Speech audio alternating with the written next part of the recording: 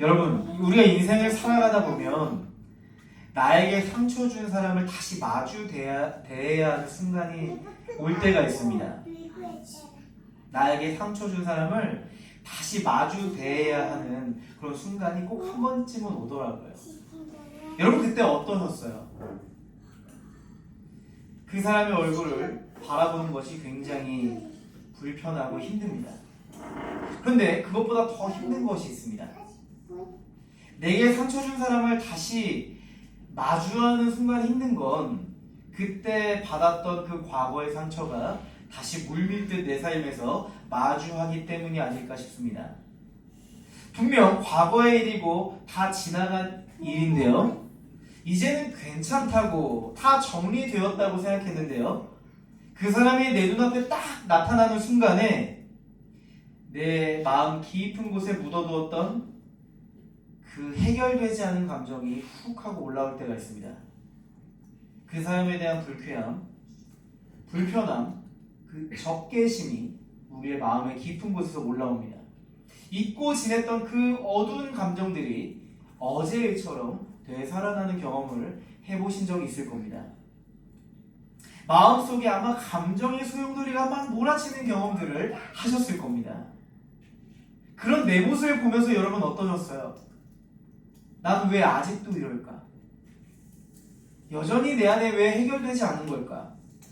나는 왜 그 과거 일로부터 여전히 왜 자유롭지 못한 걸까?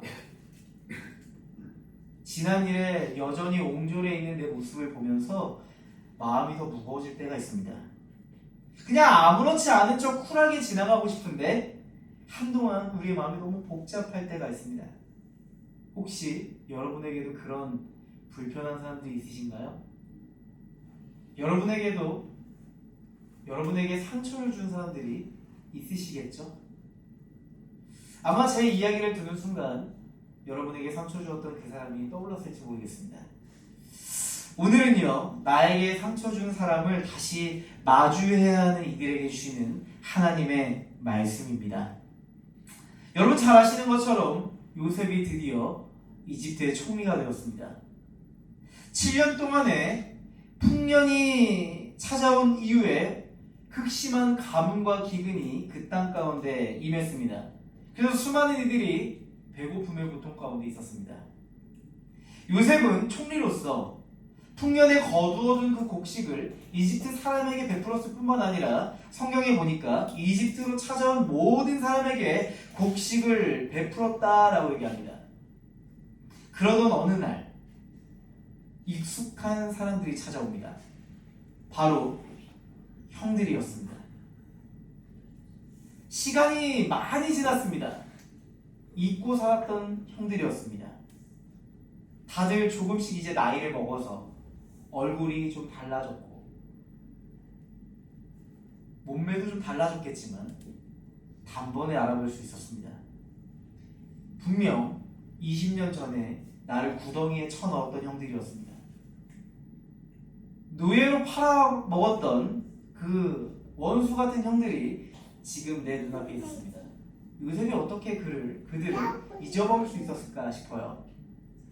그 형들이 곡식을 사기 위해서 제 발로 요셉에게 걸어 들어온 겁니다. 6절 말씀 보실래요? 그때 요셉은 나라의 총리가 되어서 세상의 모든 백성에게 곡식을 파는 책임을 맡고 있었다. 요셉의 형들은 거기에 이르러서 얼굴을 땅에 대고 엎드려 요셉에게 절을 하였다. 형들은 요셉을 알아보지 못하고 요셉에게 절을 했다고 합니다. 여러분, 이 장면 어디서 많이 본 것 같지 않으세요? 그 꿈. 맞아요. 창세기 37장에 요셉의 꿈이 등장합니다. 하나님이 주신 꿈이었습니다. 20년 전 요셉이 꾸었던 그 꿈이 바로 지금 이 순간 실현되었습니다.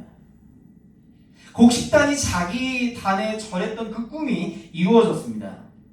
해와 달과 11별이 자신에게 엎드리는 그 꿈이 지금 이루어지고 있습니다. 요셉의 눈앞에서 하나님이 주신 꿈이 이루어지고 있는 현장입니다. 여기서 요셉의 위치를 한번 보세요. 6절은 요셉을 총리라고 부르는데 히브리어로 샬리트입니다. 이집트 전체를 손에 쥐고 있는 절대적인 권력자라는 뜻을 가진 히브리어입니다. 형들은 그 앞에서 자기를 뭐라고 불러요? 10절 말씀 보시면요. 아닙니다, 총리어른. 소인들은 그저 먹거리를 사러 왔을 뿐입니다. 형들은 자신들을 향해서 작은 사람들, 소인이라고 부르고요. 요셉을 향해서는 총리어른이라고 부릅니다. 여러분, 우리는 성경이 보여주는 이 호칭을 통해서 요셉과 형들의 관계 구도를 정확하게 알 수 있습니다. 어떤 관계 구도예요? 완벽한 갑과 을이 되었습니다. 20년 전에는 요셉이 완전히 을이었습니다. 형들 손에 그 옷이 벗겨지고 구덩이에 처참하게 던져지고 고작 은 20개 팔려간 요셉의 인생이었습니다. 근데 지금 요셉의 인생을 보세요. 완전히 뒤집혀져 있습니다. 요셉이 지금 갑의 위치에 있고 형들이 을의 위치에 있습니다. 형들의 목숨은 요셉의 말 한마디에 달려 있습니다. 요셉은 형들을 보자마자 바로 알아봤습니다. 7절 말씀 보실래요? 요셉은 그들을 보자마자 곧바로 그들이 형들임을 알았다. 그러나 짐짓 모르는 체하고 그들에게 엄하게 물었다. 요셉은 형들을 알아봤지만 모르는 척 자신의 얼굴을 감췄습니다. 그런데요, 재밌는 장면이에요. 참 입체적인 장면이라고 생각이 들었습니다. 요셉은 자기의 정체를 숨겼지만 자기의 감정을 숨기지 못했습니다. 여러분, 우리도 그럴 때가 있잖아요. 내게 상처 준 사람을 만났을 때 내 정체를 숨기고 모르는 척 할 수 있지만 우리의 감정을 숨길 수가 없을 때가 있습니다. 여러분, 요셉은 하나님의 긍휼을 가진 사람이었잖아요. 근데 여기 성경에 보니까 엄하게 물었다라고 얘기해요. 나도 모르게 분노가 치밀어 올랐는지 내 눈앞에 찾아온 형들을 향해서 엄격하게 물었다고 얘기합니다. 목소리에 분명 날이 서 있었을 겁니다. 내 안에 있는 그 날성 감정들이 무의식적으로 툭 하고 튀어나왔을 겁니다. 요셉은 형들을 몰아붙입니다. 9절 말씀 보실래요? 당신들은 첩자들이요, 이 나라의 허술한 곳이 어디인지를 엿보러 온 것이 틀림없소. 요셉은 형들을 첩자들이라고 몰아세웁니다. 형들은 분명 첩자들이 아닌데 요셉은 형들더러 첩자라고 낙인 찍습니다. 근데 여러분, 성경 보면요, 한 번 그렇게 얘기하지 않습니다. 12절, 14절, 16절 말씀 보시면요, 계속 이걸 얘기합니다. 당신들은 이 나라의 허술한 곳이 어디인지를 엿보러 왔소. 내 말이 틀림없소. 당신들은 첩자들이요, 당신들이 한 말이 사실인지를 시험해 보겠소. 바로께서 살아계심을 두고 맹세하고 당신들이 그렇게 하지 못하면 당신은 첩자라는 누명을 벗지 못할 것이요. 총 4번이나 요셉은 형들더러 첩자라고 낙인 찍습니다. 요셉은 반복해서 형들을 지금 벼랑 끝으로 내몰고 있습니다. 첩자가 아니잖아요. 자기 형이잖아요. 그런데 자꾸 밀어붙이고 있습니다. 20년 동안 꼭꼭 눌러왔던 그 해결되지 않은 감정이 튀어나오고 있고 폭발하고 있습니다. 여러분이 요셉이라면 지금 이 상황에서 어떻게 하시겠나요? 한번 요셉의 인생에, 지금 요셉의 지금의 현실에 여러분 감정이입을 해두고 한번 생각해 보시겠어요? 여러분 어떻게 하시겠어요? 사실 저는요, 요셉의 이 현실을 읽으면서, 성경을 읽으면서 참 낯설다는 생각을 했습니다. 요셉은 어떤 상황에서도 흔들리지 않는 사람이었어요. 중심을 잘 지키는 사람이었습니다. 자신의 마음을 잘 돌보는 사람이었습니다. 그쵸? 구덩이에 빠져 있을 때도, 보디발의 아내가 나를 유혹할 때도, 또 억울하게 누명을 쓰고 감옥에 갇혀 있을 때도, 그리고 술 맡은 시종장이 나를 까맣게 잊었을 그때에도 요셉은 자신의 마음을 지켰습니다. 하나님을 향한 그 마음을 지켜내었습니다. 요셉은 자신의 마음을 일관적으로 지켜낼 수 있는 사람이었죠. 맞죠? 그런데 그랬던 요셉조차도 내게 상처 주었던 형들을 만나자 감당할 수 없는 부정적인 감정이 물밀듯 밀려와 사로잡혀 있음을 우리는 분명히 알 수 있습니다. 여러분, 요셉이 나에 서 있는 감정을 볼 때 우리는 낯섦을 느끼기도 하지만 요셉이 그런 사람이 아니야 라는 생각이 들기도 하지만 한편으로는요, 요셉의 감정에 대해서 우리는 굉장히 공감이 됩니다. 지금 나를 죽이려던 그 형들이 지금 내 눈앞에 있습니다. 20년 만에요. 이제 저 사람들의 목숨이 내게 있습니다. 솔직히 저라면 이제 때가 왔구나. 드디어 올 것이 왔구나. 이제 드디어 내가 20년 동안 개고생한 것을 되갚아줄 수 있는 시간이 왔구나. 이런 마음 안 들었을까요? 드디어 복수할 때가 왔구나 라는 생각 들지 않았을까요? 여러분, 한번 여러분에게 여쭤보고 싶더라고요. 여러분이 요셉이었다면 복수할 것이다. 한번 들어보시겠어요? 네, 양심 있는 사람이 손 들어주셨습니다. 여러분, 우리 안에 아마 복수심이 불타오를 겁니다. 당장 내가 복수를 행동을 옮기지 않을지라도 복수심이 이 안에서 끌어올라서 튀어나오기 직전에 모습이 우리 안에 있지 않았을까요? 저는요, 오늘 말씀을 보면서 성경이 우리에게 질문하고 있다고 생각했습니다. 보여주겠어요? 상처가 다시 내게 찾아올 때, 해결되지 않은 부정적인 감정이 우리의 마음에 넘실거릴 때 당신은 어떻게 반응하고 있는가? 그리스도인의 정체성을 잃어버리고 복수심에 사로잡혀 있진 않을까? 하나님은 어떻게 해결하시기를 바랄까? 이 지금 요셉의 현실은 제3자 현실이기도 하지만 이 땅을 살아가는 우리의 삶에도 얼마든지 마주대할 수 있는 현실이지 않을까 싶습니다. 형들은 자신들을 이렇게 변호합니다. 11절 말씀입니다. 우리는 한 아버지의 자식들입니다. 소인들은 순진한 백성이며 첩자가 아닙니다. 라고 반응합니다. 요셉이 형들을 향해서 당신들은 첩자들이요! 라고 4번이나 낙인 찍을 때 형들은 자신들을 향해서 소인들은 순진한 백성이며 첩자가 아니라고 합니다. 여러분, 여기서 순진하다라는 이 단어의 히브리어는요, 캐님이라고 하는 단어입니다. 캐님이라는 단어는 순진하다라고 번역되긴 했지만 원어적으로 보면 정직한이라는 의미를 가지고 있습니다. 여러분, 이렇게 얘기하는 거예요. 저희는 정직한 사람들입니다. 여러분, 형들의 말을 어떻게 느껴지세요? 형들이 정직한 사람들인가요? 동생 요셉을 팔아 넘겼고 요셉의 옷에 양의 피를 묻혀서 아버지에게 갖다주고 이렇게 얘기합니다. 내 동생 요셉이 들짐승에게 당했다고 거짓말합니다. 물론 곡식을 사러 왔다는 그 사실 자체는 진실하죠. 정직하죠. 근데 나를 구덩이에 빠뜨리고 나를 죽였다고 말한 형들 앞에서 나는 정직합니다. 우린 정직합니다라는 말은요, 요셉의 속을 뒤집어 놨을 겁니다. 그들의 이중적인 모습을 보면서 내 마음이 뒤틀리는 것 같았을 겁니다. 어쩌면 제가 요셉이었다면 이렇게 생각했을 것 같아요. 여전히 형들은 정신 차리지 못했구나. 20년이란 시절이 지나갔지만 저들은 단 한 번도 후회한 것 없이 거짓된 마음으로 그렇게 살아왔었구나.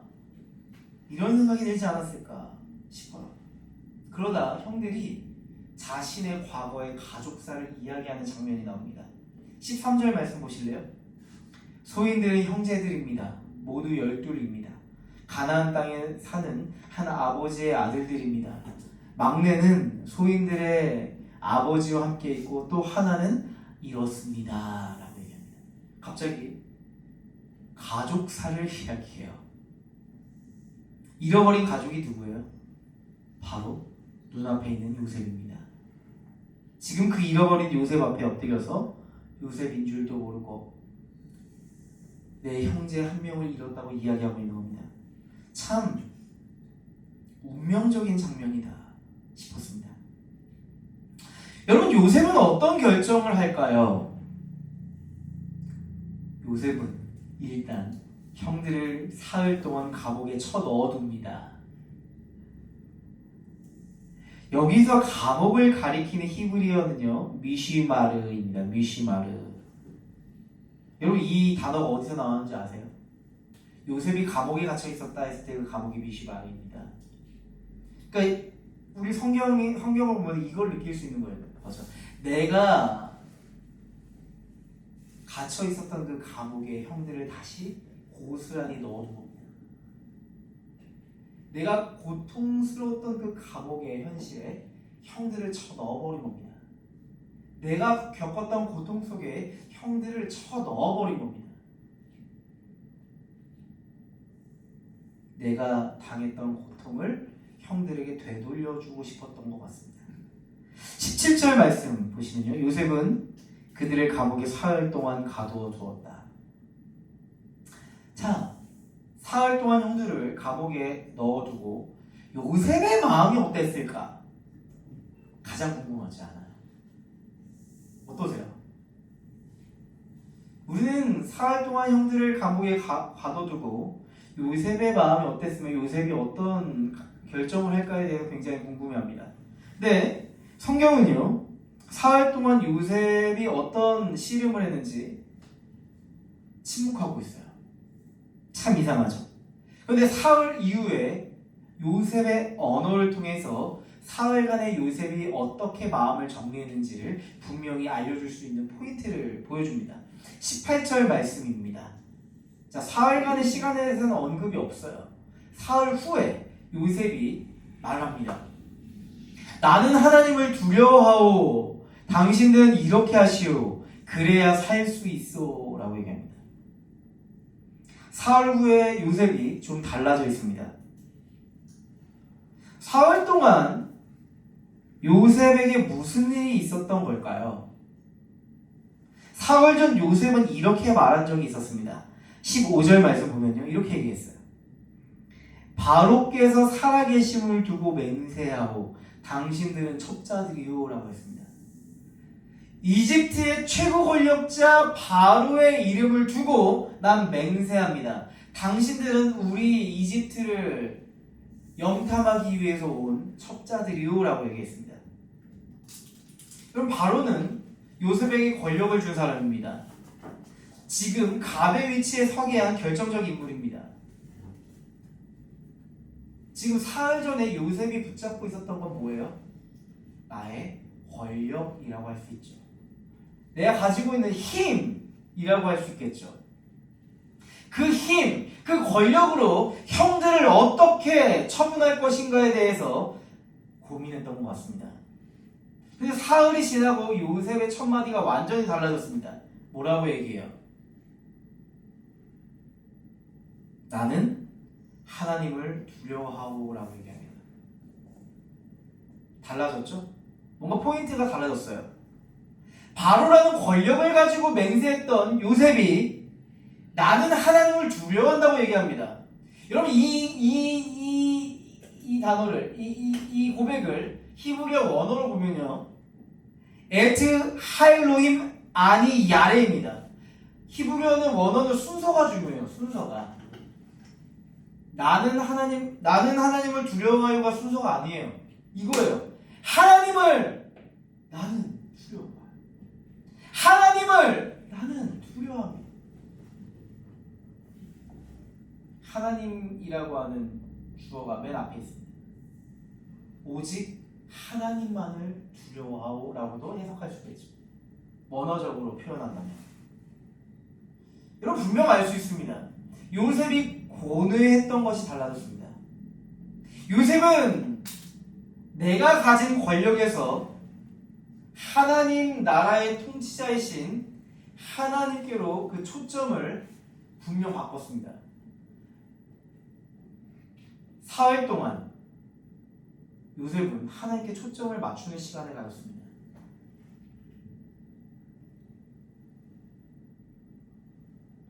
내게 상처 준 형들을 바라보면서 복잡한 감정이 있었겠죠. 복잡한 감정의 소용돌이들, 나에 서 있는 부정적인 감정들, 복수심에 처단하고 싶은 마음들이 막 엉켜 있었을 겁니다. 그 사흘 동안 그 마음을 하나님께 내어놓고 하나님 안에서 우리의 삶을 튜닝하는 시간을 가졌을 겁니다. 자신의 마음을 튜닝하는 시간을 가졌을 겁니다. 여러분, 우리의 감정은 때로는 우리의 마음과 생각을 어둡게 합니다. 우리의 신앙을 어둡게 해버립니다. 그 부정적인 감정이 나답지 않은 선택과 결정을 하게 만들 때가 있습니다. 맞아요. 여러분, 부정적인 감정에 매몰되어 있으면 다시 과거의 옛사람으로 돌아가게 만드는 계기가 됩니다.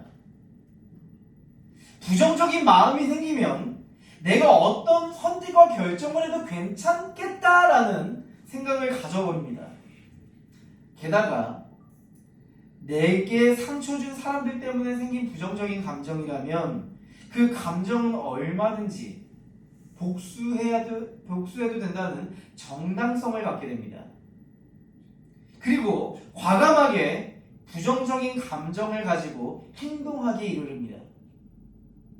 여러분, 우리가 부정적인 감정이 찾아올 때 우리의 감정 안에 있는 깊은 것들을 보지 못하는데요. 그때 내가 지금 어떤 것을 선택하고 있는지 한번 살펴보세요. 지금 내 선택과 결정을 보면 그때 내 존재 상태를 체크할 수 있습니다. 내가 지금 하나님 안에서 돌봄받고 있는가 체크할 수 있습니다. 지금 여러분이 하고 계신 선택과 결정들을 잘 살펴보십시오. 그 안에 여러분의 존재 상태가 있습니다. 그 안에 내가 과연 하나님께 돌봄받고 있는가에 대해서 우리는 확인할 수 있습니다. 요셉은 사흘 동안 하나님의 돌봄 안으로 들어갔습니다. 내 안에 해결되지 않은 감정을 가지고 들어갔습니다. 감정의 소용돌이를 가지고 하나님께 갔습니다. 하나님은 사흘 동안 요셉의 마음을 친밀하게 돌보셨고 그의 마음을 바꾸셨습니다. 요셉의 그 딱딱해진 마음, 굳어진 마음, 부정적인 감정에 복수심에 사로잡힌 그 딱딱해진 마음을 부드럽게 만들기 시작했습니다. 맞아요. 여러분, 하나님은요, 우리의 딱딱해진 마음, 굳어진 마음을 부드럽게 만드시고 새롭게 만들 수 있는 분이십니다. 에스겔 36장 말씀 보면요, 이런 말씀이 있어요. 에스겔 36장 26, 27절 말씀입니다. 여러분, 한번 다 같이 읽어보면 어떨까요? 하나님이 우리에게 주시는 말씀이라는 기억하면서 우리 함께 읽어보겠습니다. 너희에게 새로운 마음을 주고 너희에게 새로운 영을 넣어주며 너희 몸에서 돌같이 굳은 마음을 없애고 살갗처럼 부드러운 마음을 주며 너희 속에 내 영을 두어 너희가 나의 모든 율례대로 행동하게 하겠다. 그러면 너희가 내 모든 규례를 지키고 실천할 것이다. 아멘. 에스겔 선지자는요, 하나님을 떠나 완전히 망해버린 남유다 백성들에게 이런 선언을 합니다. 지금 우리는 다 망가져버렸고 우리 안에는 더 이상 우리의 삶이 해결되지 않을 거야 라고 하는 실패의 마음, 하나님도 우리를 버렸어 라고 하는 마음을 가지고 있지만은 결국 하나님께서 이렇게 너희를 만들어줄 거야. 너희 안에 새 마음을 줄 거야. 너희 안에 새로운 영을 줄 거야. 너희의 마음의 그 돌같이 굳은 마음을 제거하실 거야. 그리고 살갗처럼 부드러운 마음을 너희 안에 다시 만들어줄 거야. 그리고 너희의 삶은 달라지게 될 거야. 다시 하나님 나라의 백성으로서 하나님의 율례대로 하나님의 법대로 살아가는 백성들로 다시금 살아가게 될 거야. 그 마음을 줍니다. 여러분, 맞습니다. 진실로 그러합니다. 보실래요? 하나님의 돌봄은요, 우리의 해결되지 않은 감정을 새롭게 합니다. 돌같이 굳은 복수심의 날성 감정을 정리하고 아주 부드러운 마음으로 우리의 마음을 정리합니다. 우리의 마음을 변화시킵니다. 그리고 하나님의 시선과 마음으로 지금 내 존재에 닥친 상황들을 보게 합니다. 하나님의 돌봄은요, 자기를 객관할 수 있는 힘을 줍니다. 하나님의 시선으로 우리의 삶을 객관할 수 있는 힘을 줍니다.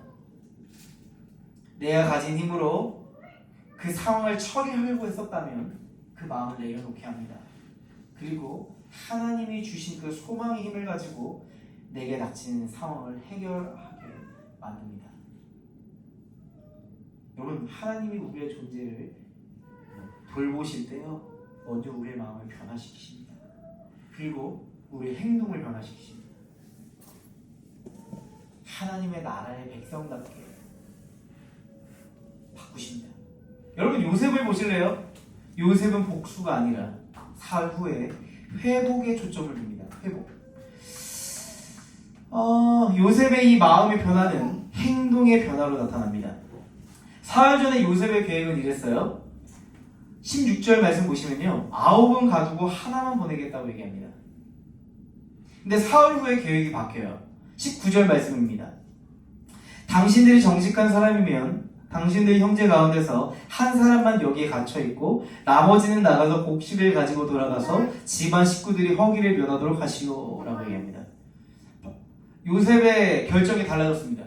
이전에는 9을 가두고 한 명만 돌아가시오 라고 했었는데, 요셉은 이제는 이렇게 얘기합니다. 한 명만 가둬두고 9 보내겠다 라고 얘기합니다. 훨씬 관대해졌죠?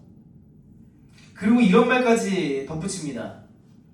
나머지 사람들은 곡식을 가지고 돌아가서 집안 식구들의 허기를 면하시오 라고 얘기합니다. 사흘 전에 요셉의 말에는 굶주린 가족들에 대한 생각조차가 없었어요. 근데 사흘 후에는 그 마음이 넉넉해져서 돌아가서 남겨진 가족들의 허기를 달래라고 얘기하고 있습니다.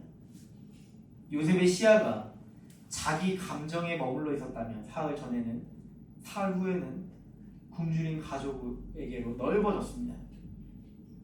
요셉은 형들을 그냥 풀어주지 않고 한 가지 시험을 했다고 얘기합니다.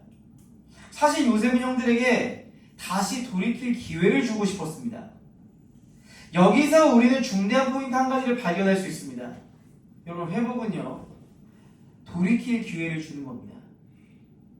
그래서 회복은 필연적인 기다림을 필요로 합니다. 시몬 한 사람을 붙잡아두고 막내 베냐민을 데리고 와라 이렇게 얘기합니다. 여러분, 이 시험이 진짜 노리고 있는 게 뭔지 아세요? 베냐민을 데리고 올 것인가가 아닙니다. 이 형들이 다시 한번 한 명 남겼잖아요. 시몬을 버려두고 갈 것인가, 아니면 이 시몬이라고 하는 형을 대체하지로 다시 돌아올 것인가, 이걸 테스트하고 싶은 겁니다. 그러니까 지금 요셉은요, 20년 전 상황을 그대로 연출시키는 겁니다. 형제 한 명이 붙잡혀 있고 나머지는 손에 곡식을 들고 아버지에게 돌아갑니다. 20년 전 요셉 하나를 팔아 넘기고 은을 챙겨 아버지에게 돌아가는 그 길과 똑같은 장면입니다. 자, 요셉은 과거의 장면 그대로를 만들어 놓고 돌이킬 기회를 만들고 있습니다. 요셉의 마음이 어땠을까요? 형들, 이제는 과거의 나를 버렸던 선택을 하지 마. 돌이켜 다시는 누군가를 버리는 선택을 하지 마. 나 그러지 않았으면 좋겠어. 그런 마음으로 시험하고 있는 겁니다. 그런데 이 시험 앞에서 형들의 입에 놀라운 고백이 터져 나옵니다. 21절 말씀이에요. 우리 다 같이 한번 읽어볼까요? 읽어보겠습니다. 시작. 그들은 그렇게 하기로 하였다. 그들이 서로 말하였다. 그렇다. 아우의 일로 벌을 받는 것이 분명하다. 아우가 우리에게 살려달라고 애원할 때에 그가 그렇게 괴로워하는 것을 보면서도 우리가 아우의 애원을 들어주지 않은 것 때문에 우리가 이제 이런 괴로움을 당하는구나. 여러분, 형들이 지금 뭐라고 얘기하고 있어요? 우리가 죄인이다 라고 얘기합니다. 20년 전에 내 동생 요셉을 벌였던 그 일을 떠올리면서 우린 죄인이다 라고 얘기합니다. 21절 말씀을 보면요, 성경이 처음으로 알려준 사실이에요. 창세기 37장에는 말하고 있지 않은 비하인드 스토리입니다. 요셉이 구덩이에서 살려달라고 소리쳤던 겁니다. 애원했던 겁니다. 분명 그 부르짖음, 애원 소리를 들어서 형들 날 살려주라고 구덩이에서 소리쳤던 요셉의 말을 분명 형들이 들었지만 형들은 그 애원을 외면했습니다. 그리고 돌아갔습니다. 그 절규를 듣고도 모른 척했습니다. 형들은 요셉을 버렸던 그때를 기억하면서 후회하고 있습니다. 그때의 죄가 지금의 현실을 만들었다고 얘기합니다. 24절 말씀 보실래요? 듣다 못한 요셉은 그들 앞에서 잠시 물러가서 울었다. 20년 전에 있었던 그 사건이 떠올랐고 나를 버리면서 20년 동안 평생 죄인으로 살았던 형들의 마음을 살펴보면서 눈물이 났을 겁니다. 나만 고통 속에 20년을 지내왔던 게 아니구나. 나를 버렸던 형들도 그 마음에 깊은 짐을 가지고 살았던 거구나. 이런 생각을 했을 겁니다. 마치 그 눈물의 의미는요, 마음이 녹듯 그렇게 눈물이 흐르지 않았을까 싶습니다. 요셉은 형들의 자루에 곡식만 넣어주지 않았습니다. 곡식도 가득 채워줬지만 거기에 그 형들이 낸 돈까지 넣어둡니다. 곡식 사러 왔으니까 돈 냈잖아요. 그 돈도 다시 그 곡식에 넣어서 돌려보내줍니다. 형들이 요셉을 팔고 받은 게 은 20개였잖아요. 요셉은 형들이 받은 그 돈을 형들과 같이 갖지 않고 돌려줍니다. 여러분 뭘 느낄 수 있어요? 요셉은 처음에는 복수심에 불타서 형들을 옥에 가둬두었지만 이제는 복수의 자리가 아니라 지금의 자리를 회복의 자리로 바꾸어 놓고 있습니다. 요셉은 복수의 이야기, 파멸의 이야기가 아니라 회복의 이야기로 가족 관계를 써가고 있습니다. 저는요, 성경이 우리에게 질문하는 것 같았습니다. 하나님께서 우리에게 질문하고 있는 것 같았습니다. 그리스도인인 당신은 하나님의 회복의 이야기에 참여하고 있습니까? 아니 여러분의 그 부정적인 감정 때문에 복수의 이야기로, 파멸의 이야기로 이야기를 써가고 있습니까? 질문하고 계신 것 같았습니다. 여러분, 내게 상처 준 사람과 다시 마주하고 있는 분들이 계실까요? 혹시 그 사람보다 지금 여러분이 더 힘이 있으신가요? 어떠세요? 아마 이 자리에는 젊은이들이 더 많아서 내게 상처 준 사람보다 힘이 여전히 없는 을의 위치에 있는 분들도 있을 겁니다. 나를 괴롭혔던 직장 상사, 그 사람보다 아직 내게 힘이 없어서 어떻게 할 수 없는 현실 속에 있는 분도 계실 겁니다. 혹시 내게 이제 힘이 생겨서 갑의 위치에 있다면 여러분, 갚아줄 수 있는 그 자리에서 그 힘을 복수가 아닌 회복을 위해 사용하셨으면 좋겠습니다. 내게 상처 준 사람이 여전히 나보다 큰 힘을 가지고 있다면 여러분, 그 상처 혼자 뚫어안고 계시지 마시고요, 나의 마음을 돌보시는 하나님께 가지고 나아가서 하나하나 해결해 가셨으면 좋겠습니다. 혹시 우리가 요셉의 형들처럼 상처 준 자리에 계신 분들도 혹시 이 자리에 있을지 모르겠습니다. 먼저 하나님 앞에 서는 시간을 가져보시죠. 요셉의 형들이 그랬던 것처럼 하나님 앞에서 나의 부족함과 연약함, 죄악됨을 고백하고 온전히 돌이키는 시간도 우리 스스로에게 필요할 것 같습니다. 제 이야기를 방금 들으시면서 혹시 이런 생각이 들었을지 모르겠어요. 내게 상처 준 사람을 복수가 아니라 회복으로 이끈다는 게 과연 가능한 겁니까? 너무 이상적인 이야기 하시는 거 아니에요? 전 못해요! 라고 생각하시는 분이 혹시 있을지 모르겠어요. 여러분, 복수가 아니라 회복으로서 다가온 분이 계십니다. 바로 예수님입니다. 요셉은 갑의 위치에서 을의 위치에 있는 형들을 품었습니다. 요셉과 형들의 관계 구도를 보면요, 하나님과 우리의 관계 구도와 굉장히 밀접하게 연관되어 있습니다. 사실 우리가 바로 형들과 같은 위치에 있기 때문입니다. 우리는 본래 하나님과 한 가족에 있었습니다. 우리는 본래 하나님과 한 가족이었습니다. 근데 우리는 하나님을 배신하고 등 돌리고 살았습니다. 우리는 요셉을 버린 형처럼 하나님을 버린 형들의 위치에 서 있습니다. 그리고 우리는 죽음의 절망이라는 자리에 서 있습니다. 내 인생 내 마음대로 되지 않는 현실 속에서 나를 구원해줄 무언가를 찾아 헤매고 있습니다. 누군가는 돈을 찾고, 누군가는 사랑을 찾고, 누군가는 꿈과 명예, 권력과 영향력을 찾습니다.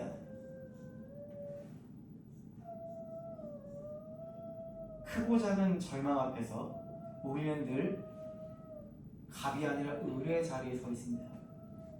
그런데 우월한 갑의 위치에 있는 예수님, 온 우주의 통치자이신 예수님은 절망의 위치에 있는 우리의 존재를 품기로 결정하셨습니다.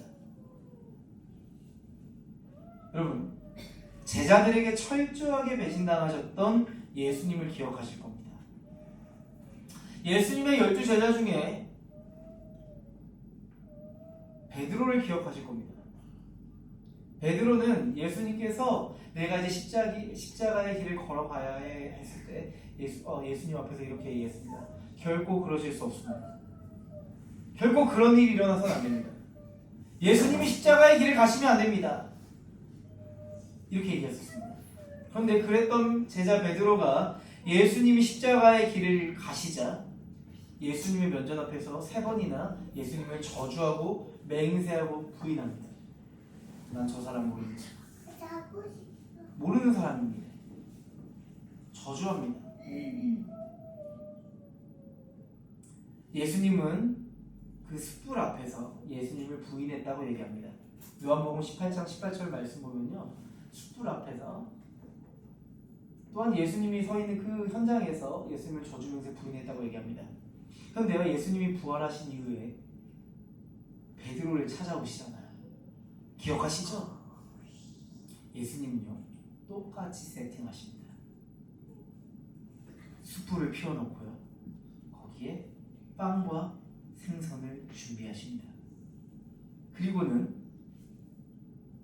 3번 물으십니다. 베드로야, 네가 나를 사랑하느냐? 너가 나를 사랑하느냐? 너가 나를 사랑하느냐? 3번 물어보십니다. 3번이나 배신했던 베드로에게 3번이나 똑같은 질문을 하십니다. 예수님은요, 배신의 현장을 회복의 현장으로 바꾸십니다. 그렇게 세팅하십니다. 도망친 베드로를 저주하고 복수하려고 찾아가신 게 분명 아니죠. 다시 베드로에게 돌이킬 기회를 주고 회복을 이루기 위함이었습니다. 여러분, 요셉에게도 사흘간의 정리 시간이 필요했죠. 예수님에게도 사흘이 있었습니다. 십자가에서 죽으신 이후에 무덤 속에서의 사흘이었습니다. 성경이 요셉의 사흘을 어떻게 표현해요? 침묵이었습니다. 예수님의 사흘도 깊은 침묵의 시간이었습니다. 그런데 분명 예수님은 사흘 후에 부활하셨습니다. 그리고 그 부활은 궁극적으로 하나님과 끊어졌던 우리의 관계를 온전하게 회복시켰습니다. 에베소서 2장 6절 말씀입니다. 우리 다 함께 읽어보겠습니다. 하나님께서 그리스도 예수 안에서 우리를 그분과 함께 살리시고 하늘에 함께 앉게 하셨습니다. 아멘.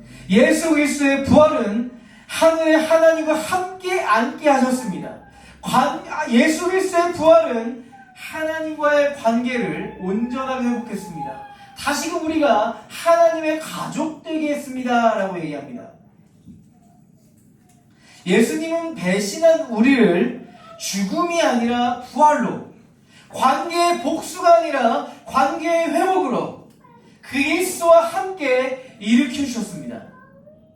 여러분, 예수 그리스도의 회복을 받아들인 사람만이 나에게 상처 준 사람에게 복수가 아니라 회복으로 마주대할 수 있습니다.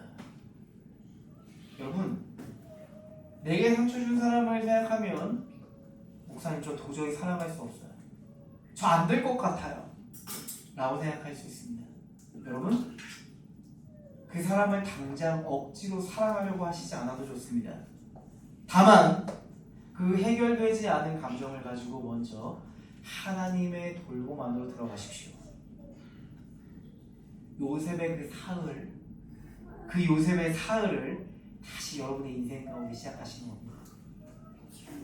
요셉이 사흘 동안 하나님의 돌봄 안에 들어갔던 것처럼 여러분들도 다시 하나님의 돌봄 가운데 들어가는 시간을 갖기를 바랍니다. 하나님의 돌봄 안에 있는 사람들은요, 깨어진 관계를 복수가 아니라 회복으로 한 걸음씩 이끌어가고 말 겁니다. 왠지 아세요? 예수 그리스도의 은혜를 입었기 때문입니다. 우리는 복수를 당한 당사자가 아니라 회복을 경험한 당사자이기 때문입니다. 여러분, 이제 하루하루 이제 인생을 이제 교회 밖을 나가서 살아가시잖아요. 여러분의 인생은 파멸의 이야기를 써가는 사람들이 아닙니다. 그리스도와 함께 회복의 이야기를 써가는 분들입니다. 함께 예수님과 함께 회복의 이야기를 써가는 우리 성도님들 되시기를 간절하게 소망합니다.